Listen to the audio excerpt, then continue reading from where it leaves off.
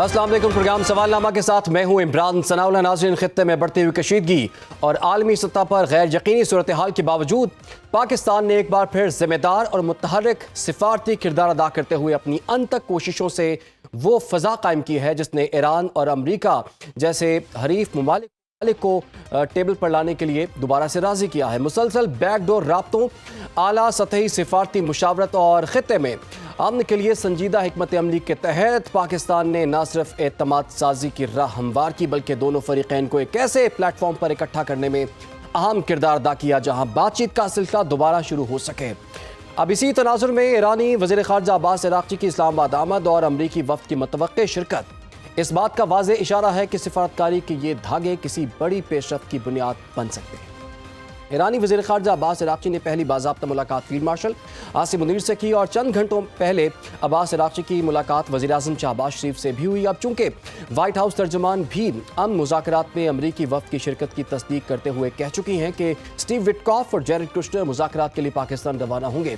इस खबर के बाद मुज़ाकरात की उम्मीदें दोबारा रोशन हुई हैं और बेचैनी में कुछ कमी तो हुई है, लेकिन क्योंकि इससे पहले सूरत हाल ऐसी थी कि दोनों फरीकैन एक दूसरे पर लफ्ज़ी गोलाबारी का कोई मौका जाने नहीं दे रहे थे। कभी सदर ट्रंप की जानिब से एक सख्त धमकी भरा सोशल मीडिया पर पैगाम जारी किया जाता तो उसके जवाब में ईरानी क़यादत अपनी रेड लाइन पर कोई कॉम्प्रोमाइज़ न करने के हवाले से वाज़ेह पैगाम जारी करती। मगर वो कहते हैं ना कि देर आयद दुरुस्त आयद। उम्मीद यही की जा रही है कि बहुत जल्द पाकिस्तान की अमन कोशिशों का मस्बत फल हासिल हो सकेगा। ताहम कुछ सवालात अपनी जगह बरकरार हैं। क्या ये कोशिश किसी ठोस वायदे में ढल सकेगी या ये अमल महज वक्ती तनाव में कमी तक महदूद रहेगा?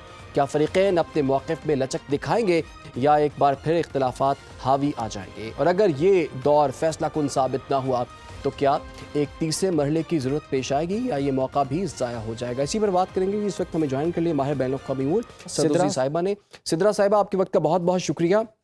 सिद्रा साहिबा, हम देख रहे हैं कि ईरानी काफ़ी पुरसुकून नज़र आ रहे हैं और लगता है कि उनको किसी मुआहदे या मुज़ाकरात की कोई जल्दी नहीं है।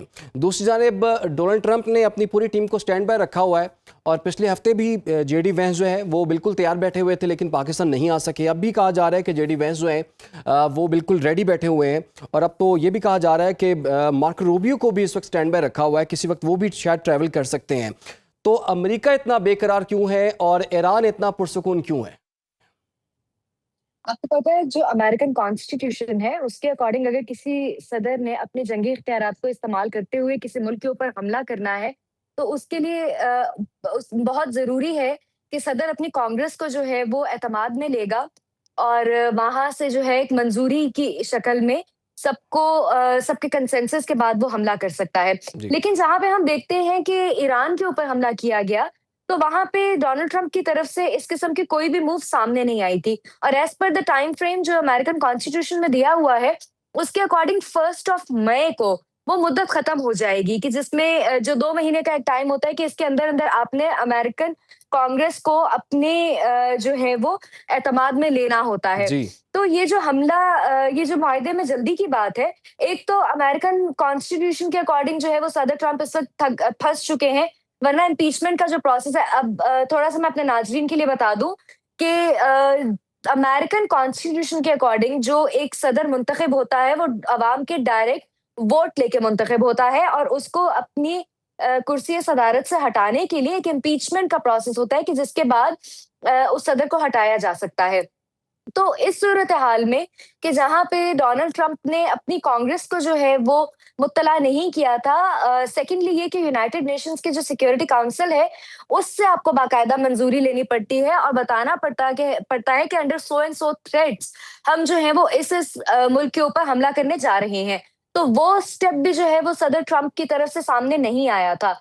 तो कुछ इंटरनल फैक्टर्स हैं कि जिसकी वजह से डोनाल्ड ट्रंप इस वक्त चूंकि मजीद फंसते जा रहे हैं तो उनको मुआहदा करने की और जंगबंदी करने की एक बहुत शदीद जरूरत आन पड़ी है।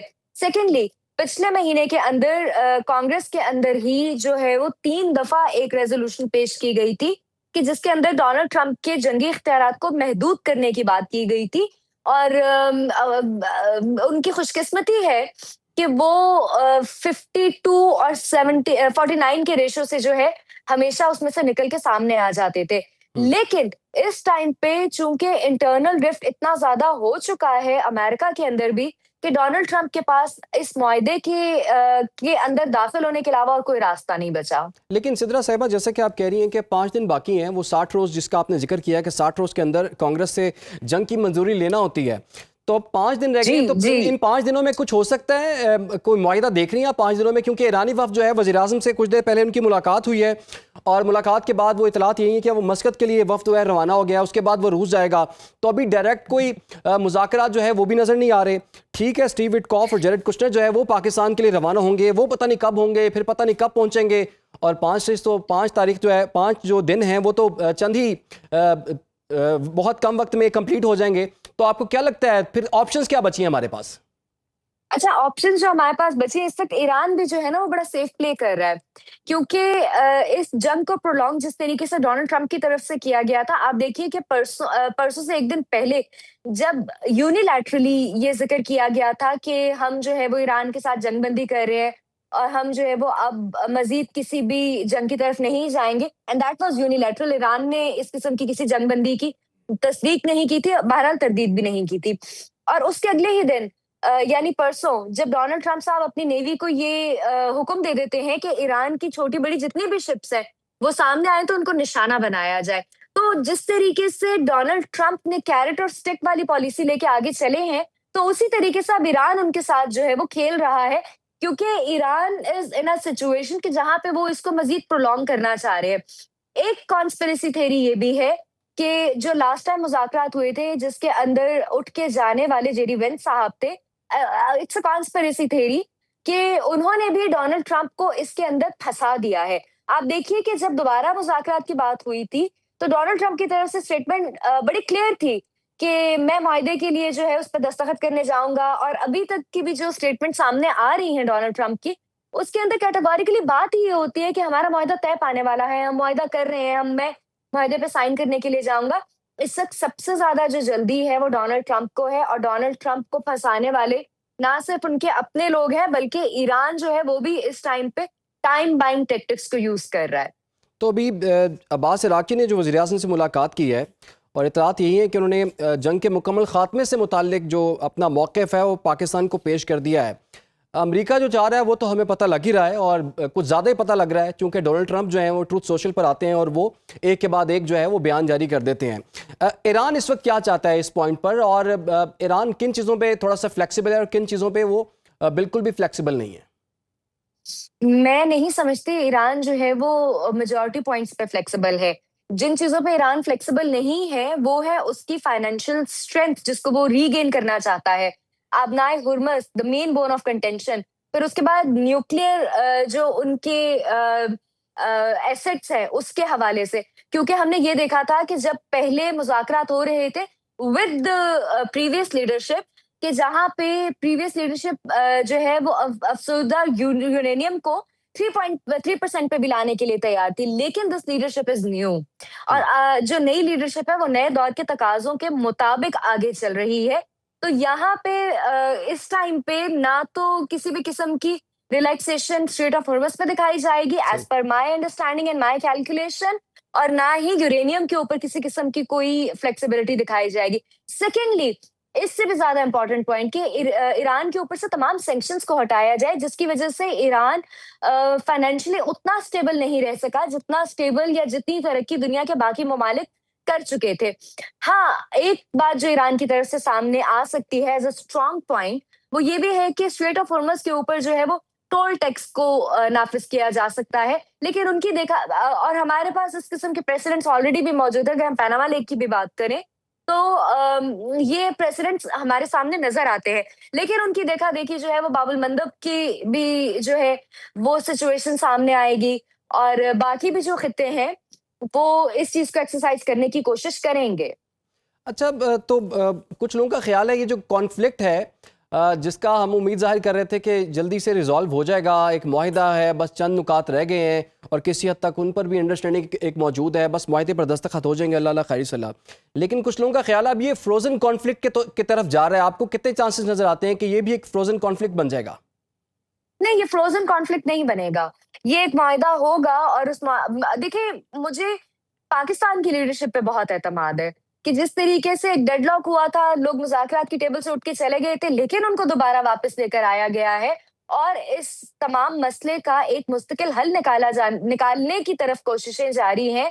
तो मुझे ये लगता है कि instead of a frozen conflict, ये कॉन्फ्लिक्ट रेज़ोल्यूशन की तरफ चीज़ चली जाएगी। आपको लगता है कॉन्फ्लिक्ट रेजोल्यूशन की तरफ ये चीज़ चली जाएगी? अब वफ़द जो है वो पाकिस्तान आया, अपना एक रोज़ा दौरा मुकम्मल करके अब मस्कत की तरफ जा रहा है।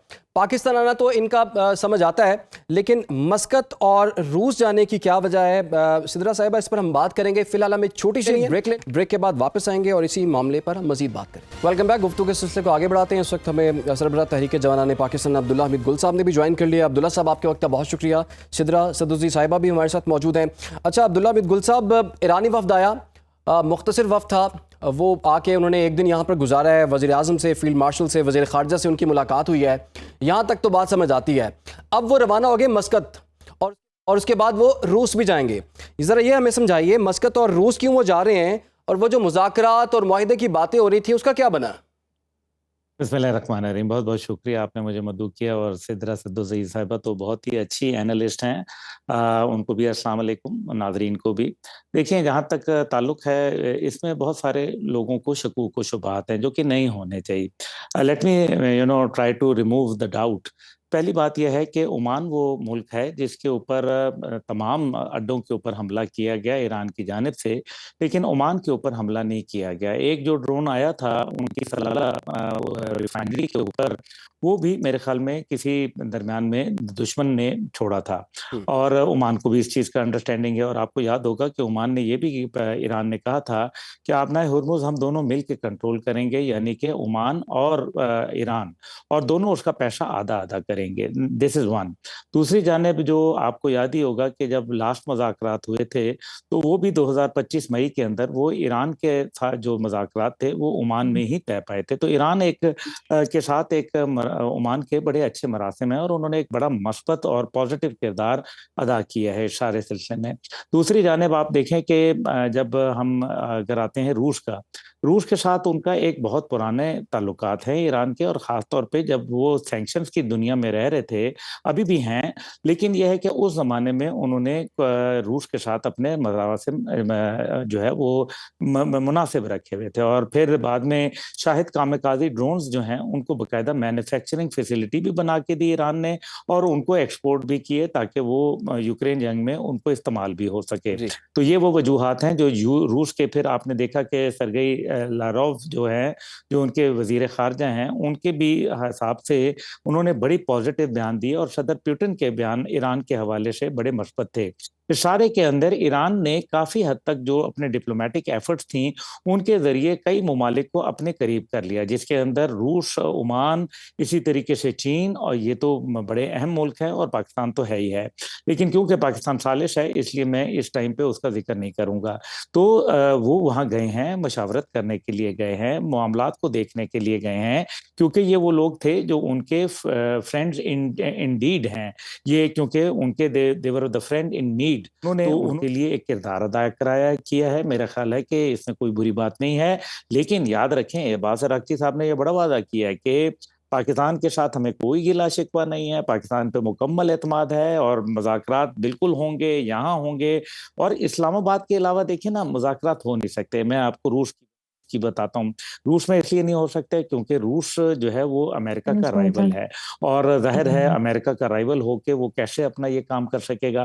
दूसरी जानिब अगर हम देखें तो ओमान है, ओमान एक निस्बतन छोटा मुल्क है, और उसके ऊपर जाहिर है अमेरिकन बेस वहाँ मौजूद हैं इस पूरे रीजन के अंदर। तो कैसे ईरान जो है वो अमेरिकन बेस की किसी जगह के ऊपर काम करेगा। तो इसलिए मेरा ख्याल है कि पाकिस्तान वो वाहिद मुल्क है। और फिर क्या पाकिस्तान में मुज़ाकरात क्या नाकाम हो गए थे? नहीं, बिल्कुल भी नाकाम तो नहीं हुए थे। ये इनका तसलसल है। लोग इसको राउंड 2, राउंड 3 कह रहे हैं, मैं तो कभी भी नहीं मानता इस बात को, क्योंकि पहले मुज़ाकरात ख़त्म हुए ही नहीं थे। किसी दोनों में से किसी फरीक ने ये नहीं कहा था कि हमने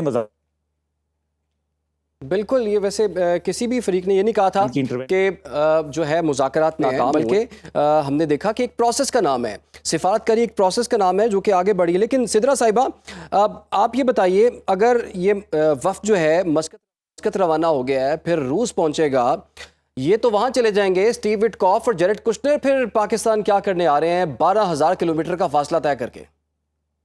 अच्छा, अभी दोनों ममालिक ने जो है वो अपनी अपने तमाम नकात, अपने अपने तमाम पॉइंट्स, अपने अपने तमाम रिजर्वेशंस जो हैं, स्पेसिफिकली अगर मैं ईरान की बात करूं तो ईरान ने वो तमाम कन्वे किए हैं पाकिस्तान को। आप ये देखिए कि एक सालिस का, एक मीडिएटर का बेसिक रोल क्या होता है।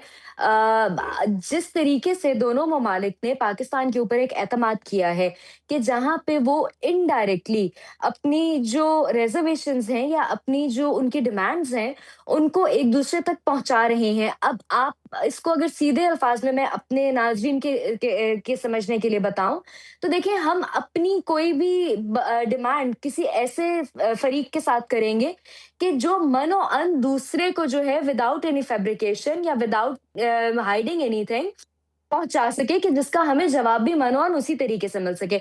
सो पाकिस्तान के ऊपर एज़ अ सालिस ये एक रिस्पॉन्सिबिलिटी है और एक ये ट्रस्ट है दोनों नेशंस का कि एक दूसरे के साथ अगर वो खुद से आके डायरेक्टली मुज़ाकरात नहीं कर रहे एट दिस मोमेंट, तो इस सिचुएशन में वो पाकिस्तान को बीइंग अ मीडिएटर मान के अपनी तमाम जो पॉइंट्स हैं वो एक दूसरे तक पहुँचा रहे हैं। अगर कोई ये समझे कि इन दोनों ममालिक के दरमियान डायरेक्टली मुज़ाकरात जो है वो इस टाइम पे स्टॉप हुए हुए हैं, यस डायरेक्टली। लेकिन अगर हम इसको if you put it the other way around, कि इनडायरेक्टली भी अगर इन दोनों ममालिक के दरमियान जो है वो कोई बातचीत जारी है, तो यस इन दोनों ममालिक के दरमियान इनडायरेक्टली बातचीत जारी है और जो वो मीडियम है वो पाकिस्तान है।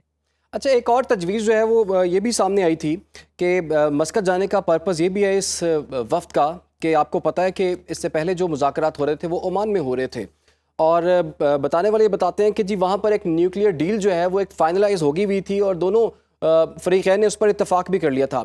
अब ईरान ये चाह रहा है कि चूँकि एक चीज़ तय हो चुकी हुई थी, उस पर हमारा इत्तेफाक भी हो चुका हुआ था, जो पिछले मुज़ाकरात थे जो ओमान में हो रहे थे 28 फरवरी से पहले पहले तक के, तो उस डील पे अगर अमेरिका रहता है तो हमें ये बात मंजूर होगी। आपको लगता है ऐसे मामला तय हो सकते हैं? और अमेरिका ने चूंकि पता है आपको कि इससे भी ज़्यादा डिमांड्स जो हैं अपनी बढ़ा दी हुई हैं, एक के बाद एक अपना गोल पोस्ट जो है वो अमेरिका जो है वो चेंज करता रहा है, तो ओमान में जो मामला तय हुए थे क्या उसकी बेस पर मुआहिदा हो सकता है आपके ख्याल में? जी, बिल्कुल हो सकता है। उसकी रीज़न ये है कि देखिए, जिस तरीके से एक डील फाइनलाइज़ेशन के करीब थी और ईरान के ऊपर हमला कर दिया गया था, और जिस तरीके से इस हमले की ना सिर्फ़ मज़म्मत पूरी दुनिया ने की थी, बल्कि बहुत ही सख्त अल्फ़ाज़ में ये कहा गया था कि जी। हम मुज़ाकरात ही कर रहे थे, कि जिसके ऊपर जो है मुज़ाकरात की टेबल पे हमला किया गया है और अमेरिका की तरफ से एक जो है वो डिस्ट्रस्ट की सिचुएशन पैदा हुई थी। इस सिचुएशन में जो उनका ओरिजिनल मुआहिदा था, वो तो होगा ही होगा, लेकिन उसके साथ-साथ जो ईरान की तरफ से नए पॉइंट सामने आए हैं, देखिए इस जंग के अंदर सिर्फ़ अमेरिका का नुकसान नहीं हुआ, बल्कि ईरान का बहुत ज़्यादा नुकसान हुआ है, कि जिसके अंदर स्पेसिफिकली अगर मैं ईरान के इंफ्रास्ट्रक्चर की बात करूँ, तो उसको एक, या उसकी इकोनॉमी की बात करूँ, तो उसको एक शदीद जो है वो धचका लगा है। लेकिन ईरान की तरफ से इन पॉइंट्स को भी एड अप किया जाएगा, और फिर अगेन स्ट्रेट ऑफ हॉर्मज़ की मैं बात करूँ, कि जिसके कंट्रोल की बात की है, ये जैसे मैंने पहले ज़िक्र किया है कि उसके ऊपर टोल टैक्स देने की जी, बात है, तो उन चीज़ों को इसके अंदर एक बहुत ही पॉसिबिलिटी, स्ट्रॉन्ग बिल्कुल सिद्रा पॉसिबिलिटी है कि साहिबा, इसके एड। अलावा उसके कंट्रोल पर भी काफ़ी जो है वो दावे सामने आ रहे हैं। अब्दुल्ला हमीद गुल साहब, ये ज़रा बताइए, आबनाए हुर्मुज़ पर आखिर कंट्रोल इस वक्त है किसका? ईरान कह रहा है मुकम्मल कंट्रोल हमारे पास है, उन्होंने एक नई वीडियो भी जारी कर दी है जिस पर एक जहाज़ को उन्होंने कब्जे में लिया है। अमेरिका ये कह रहा है कि इस पर हमारा कब्जा है, तो असल में इस पर कब्जा है किसका? और ये जो मामला अटका हुआ है, ये मामला कैसे बढ़ेगा? चूंकि ट्रंप ये कहता है कि अगर मुआहिदा हो जाता है तब मैं नाकाबंदी जो है वो ख़त्म कर दूंगा। ईरान ये कहता है कि जो चीज़ें आप जंग से हमसे हासिल नहीं कर सके, वो मुज़ाकरात की टेबल पर हम कैसे हार जाएं? जी, ये बात दुरुस्त है। इसके दो पहलू हैं। मैं पहले बात कर लेता हूँ। अमेरिका की मर्ज़ी के बगैर आबनाए हुर्मुज़ में कोई आ नहीं सकता, ईरान की मर्ज़ी से जा नहीं सकता। तो बात तो तय है। उन्होंने 2 जहाज़ इनके पकड़े, अमेरिका के उन्होंने 2 जहाज़ पकड़ लिए।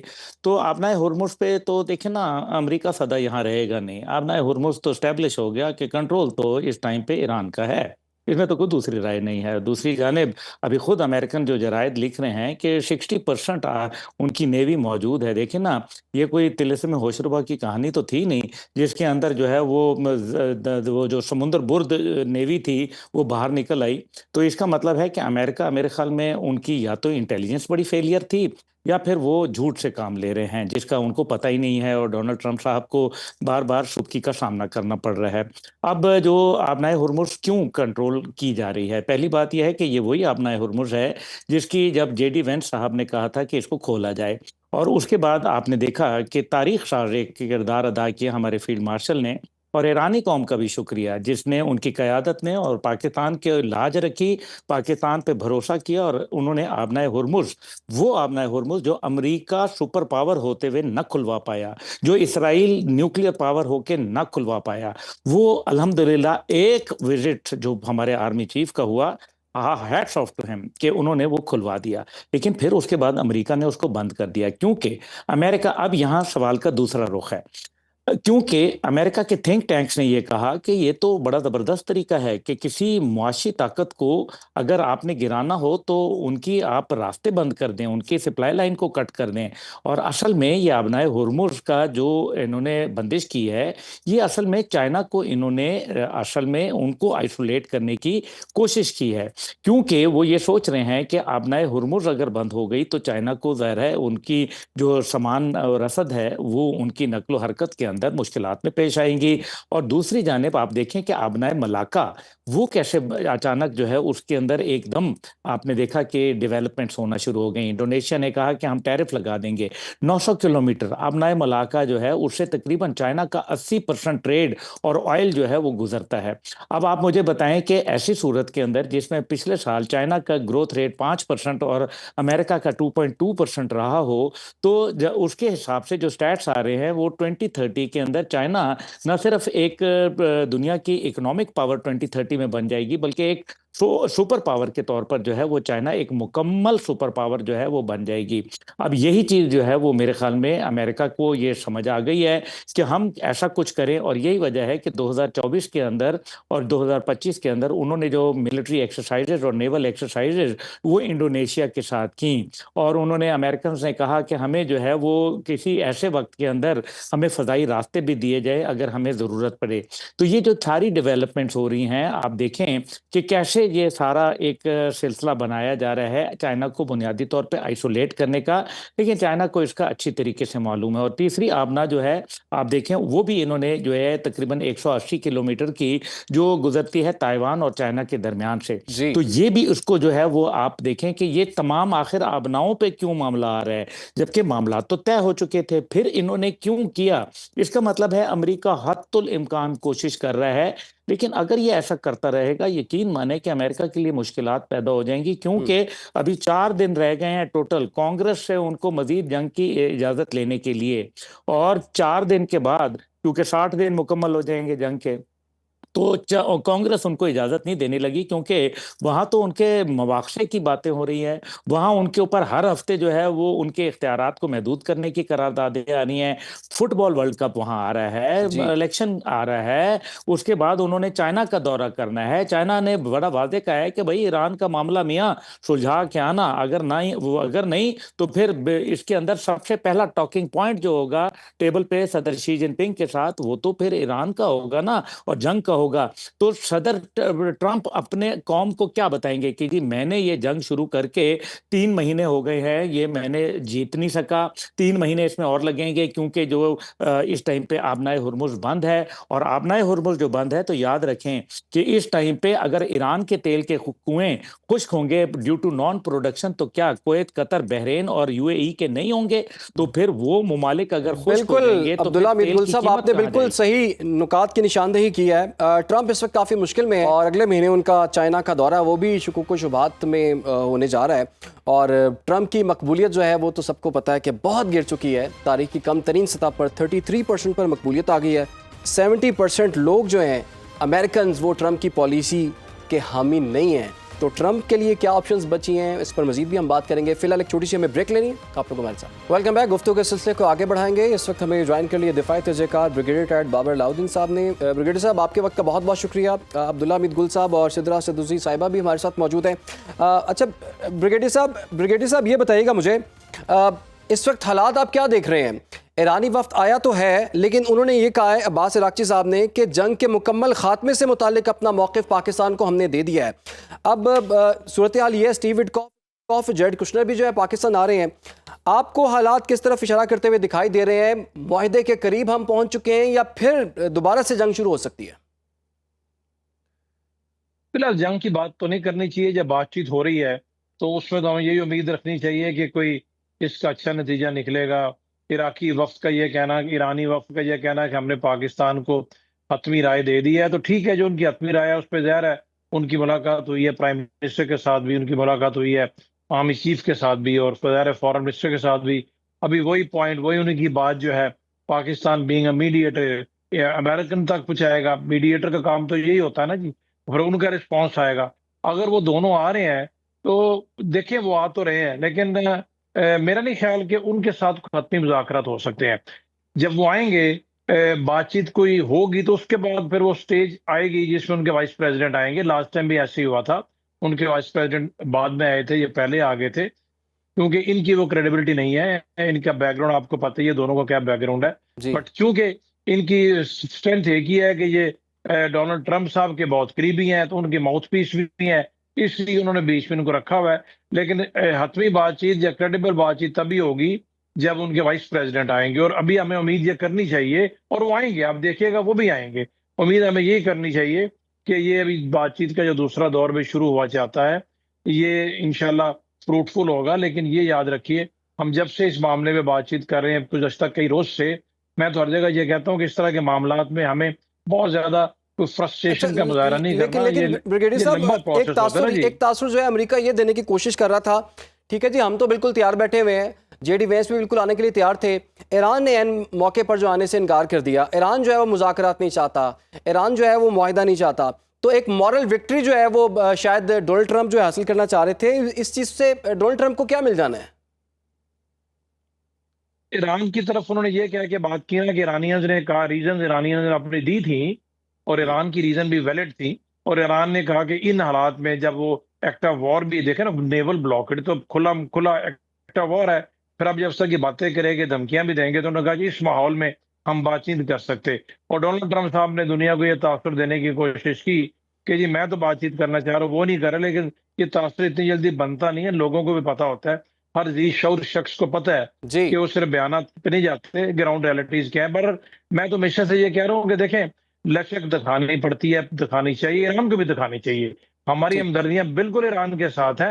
ईरान ने बड़ा कमाल का जो है ना उनका मुकाबला किया फॉर 40 डेज, बट डेफिनेटली कुछ चीजें ऐसी होती हैं जिसमें वहां पर भी कुछ इश्यूज तो है ना, ये रियलिटी है, इसको हम क्यों रियलिटी को डिस्कस नहीं करते। वहां पर भी कुछ इश्यूज हैं, उसको भी हम उनको समझाने की कोशिश करें। ऐसे तो नहीं हमारे फील्ड मार्शल 3 दिन जाके वहां पर बैठे, बिल्कुल यही रीजन थी ना जी। बिल्कुल काफी हद तक उन्होंने ग्राउंड कवर भी की है।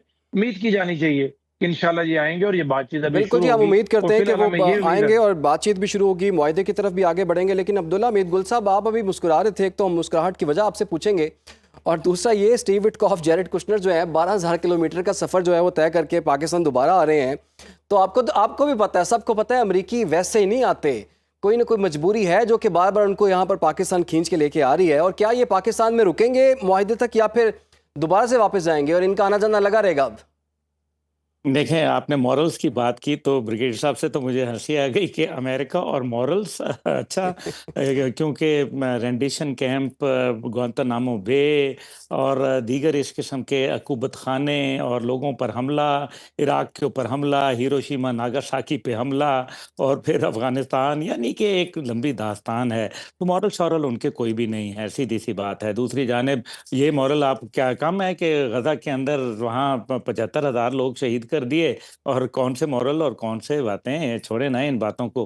हाँ बिल्कुल, जेरेड कुशनर जो है वो ज़रूर पाकिस्तान, क्योंकि वो आपको पता है उनका नेतन्याहू के साथ बड़ा ताल्लुक है। इस वजह से पहले भी जब ये वफ्द आ रहा था, जब स्टीव विटकॉफ और जेरेड कुशनर को भेजा जा रहा था, तो उस टाइम पे उन्होंने इनकार कर दिया था कालीबाफ साहब ने, और उन्होंने कहा था कि हम नहीं आएंगे।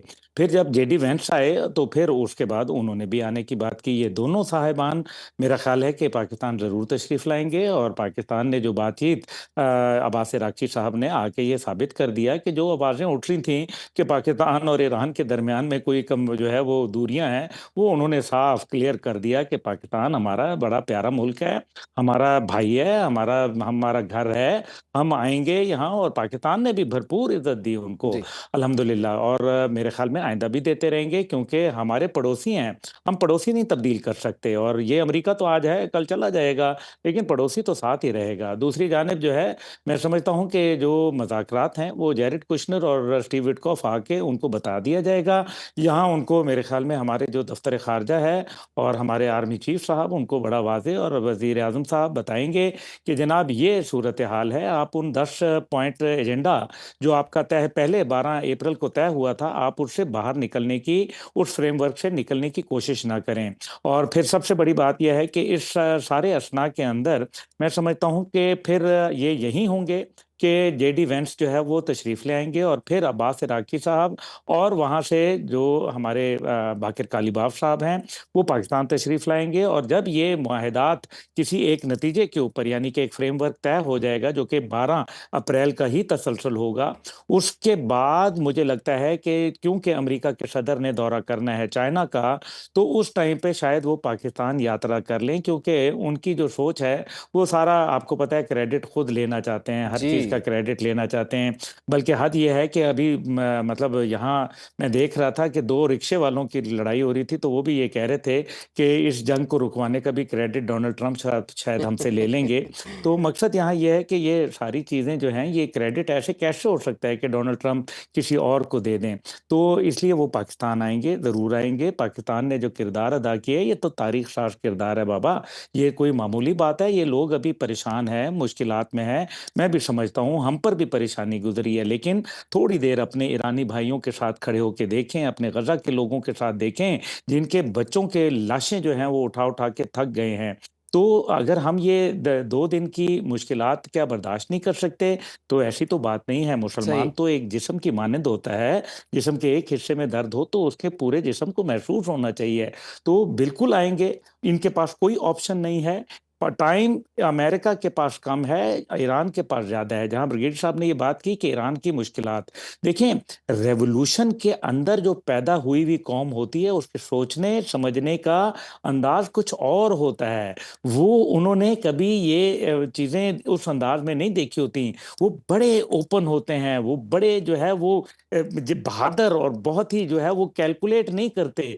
ये चीज़ों को मटेरियलिस्टिक फॉर्म में कैलकुलेट नहीं किया जाता। 20 लाख लोग जॉबलेस हो गए हैं, कोई शक व शुबा नहीं है। वहाँ 1 लाख के करीब बिल्डिंग्स नुकसान उठा चुकी हैं, बिल्कुल हकीकत है। वहाँ तकरीबन 3000 से 3500 लोग जो है वो शहीद किए जा चुके हैं, उनकी लीडरशिप शहीद की जा चुकी है। लेकिन मैं सिर्फ आपसे एक सवाल पूछता हूँ, क्या इमाम हुसैन के काफिले के अंदर, और ख़ुद इमाम हुसैन, मैं उनको फातेह कहूँगा या मैं क्या कहूँगा, जीत किसकी हुई थी?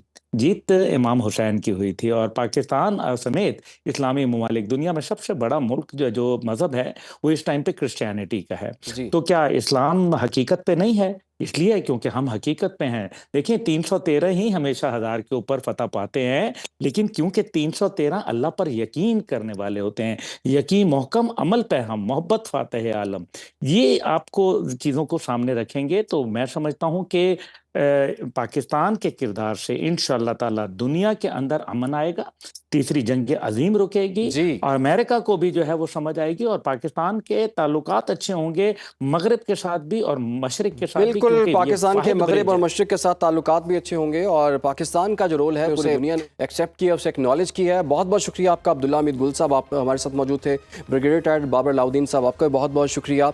मसला ये है कि डोनाल्ड ट्रंप पर जो है वो एतमाद नहीं किया जा सकता। ट्रस्ट डेफिसिट जो है वो ईरान और अमेरिका का बहुत ज़्यादा है। 2 दफ़ा मुज़ाकरात हो रहे थे, 2 दफ़ा हमले किए गए। अब मसला ये है कि एक डेडलाइन जो थी सीज़ फायर की, वो तो 2 हफ्तों की थी। दूसरी डेडलाइन है, उसकी कोई डेडलाइन नहीं है, वो कब ख़त्म हो रही है ये तो पता कब शुरू हुई थी, लेकिन ये नहीं पता कब ख़त्म हो रही है। तो डोनाल्ड ट्रंप जैसी शख्सियत है, ये भी तो हो सकता है कि वो किस दिन कहें कि हाँ जी जो डेडलाइन थी वो 1 रोज़ पहले जो है मैंने खुद ही ख़त्म कर दी थी, और उसके बाद जो है वो हमला हो सकता है। लेकिन हम उम्मीद करते हैं कि मुज़ाकरात आगे बढ़ेंगे, मुआहिदा होगा, इस पूरे खित्ते में अमन होगा, और उसका क्रेडिट सिर्फ और सिर्फ जो है पाकिस्तान, वज़ीर आज़म और फील्ड मार्शल का होगा। प्रोग्राम का वक्त हुआ चाहता है, इजाज़त दीजिए, अल्लाह।